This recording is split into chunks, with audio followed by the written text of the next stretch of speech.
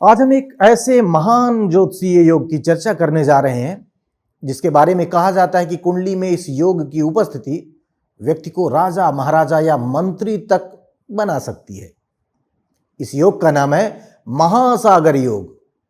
हालांकि मेरे विचार से ऐसे महानतम पदों की प्राप्ति के लिए और भी बहुत कुछ विचारणीय होता है। कुंडली में ग्रहों व नक्षत्रों की अन्य स्थितियों परिस्थितियों पर भी विचार करने के बाद इस पद की प्राप्ति की भविष्यवाणी करनी चाहिए। लेकिन इस योग की उपस्थिति बड़े पद की प्राप्ति के मार्ग को प्रशस्त करती है, ऐसा ज्योतिषीय ग्रंथों का मानना है। आइए जानते हैं कि यह योग कैसे बनता है। ज्योतिषीय ग्रंथों में इस योग की परिभाषा कुछ इस प्रकार है कि चतुष्केंद्रेषु सौम्याश्च बंधुषष्ठे तमः कुजौ एकादश सनिष्ठेन महासागर योगतः महाराजो अथवा मंत्री राजरोगी कलेवरः द्विज देवार्चने प्रीति सर्पदोष कृतः पुरा कृतं दानम महात् पुण्यात् अस्मिन् योगे समुद्भवः सुवर्णमास 50 देयम दानम सुखी भवेत। अर्थात कुंडली के प्रथम यानी कि लग्न भाव पर, इसके अलावा चतुर्थ, सप्तम, दशम अर्थात केंद्र भावों में शुभ ग्रह हों। साधारण शब्दों में कुंडली के केंद्र भावों में बृहस्पति, शुक्र और मजबूत चंद्रमा बुध, जो अनुकूल बुध हो, साथ ही साथ तीसरे भाव में राहु हो, छठे भाव में मंगल हो, इसके अलावा लाभ भाव में शनि ग्रह विराजमान हो। यानी कि ये सभी कंडीशंस जिस बर्थ चार्ट में फुलफिल हो रही हो, उस कुंडली में, उस बर्थ चार्ट में महासागर नामक योग बनता है। महासागर नामक योग कुंडली में बनने पर ऐसा जातक या जातिका बड़े पद पर आसीन होता है। ऐसा जातक या जातिका बड़ा अधिकारी बन सकता है, बन सकती है, या मंत्री या महाराजा जैसे पदों तक ये लोग पहुंच सकते हैं। ऐसा ज्योतिषीय मत है, ज्योतिषीय ग्रंथों में ऐसा उल्लेख मिलता है। इसका नकारात्मक पहलू भी इसी श्लोक में मिलता है कि ऐसा जातक या जातिका राजरोग से पीड़ित हो सकते हैं।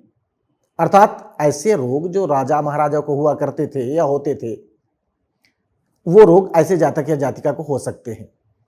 इस योग वाले जातक या जातिका देवताओं से, ब्राह्मणों से, सदाचारियों से प्रेम करने वाले होते हैं, अर्थात स्वभाव से धार्मिक होते हैं, उदार प्रवृत्ति के होते हैं। पूर्व जन्म में संभवतः इनसे कोई सर्प दोष हो गया होता है, लेकिन साथ ही साथ बहुत दान पुण्य भी इन्होंने किए हुए हो सकते हैं, इसीलिए इनका जन्म इस योग में होता है।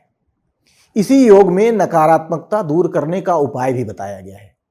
क्या उपाय बताया गया है? श्लोक में कहा गया है कि सुवर्ण मास 50 देयम दानम सुखी भवेत। अर्थात 50 मासे सोना विधिपूर्वक दान करने से शारीरिक रूप से ये लोग सुखी रहते हैं।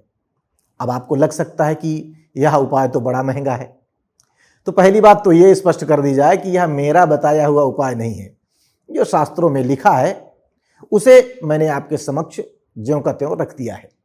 दूसरी बात यह कि जो इस योग में पैदा होगा उसके पास इतना सोना होगा या दान करने की इतनी क्षमता होगी, क्योंकि इसी योग में कहा गया कि ऐसा जातक बड़े पद पर जाता है, तो जब बड़े पद पहुंचता है तो दान भी कर सकता है। लेकिन इतना दान करने की क्षमता यदि नहीं है तो इसका मतलब यह है कि उस कुंडली में यह योग प्रभावी ही नहीं है, तो अच्छे बुरे कोई भी परिणाम नहीं मिलेंगे। जब उससे सकारात्मक परिणाम नहीं मिल रहा है तो नकारात्मक परिणाम भी नहीं मिलेगा, क्योंकि सारे के सारे योग पूर्णतः किसी भी कुंडली में लागू हो ऐसा जरूरी नहीं है। कई बार ग्रहों के बलाबल के अनुसार परिणाम बदलते रहते हैं। क्या आपकी कुंडली में ऐसा योग बन रहा है और उससे आपको किस तरह के परिणाम मिल रहे हैं? आप चाहें तो कमेंट सेक्शन में हमें लिखकर बता सकते हैं।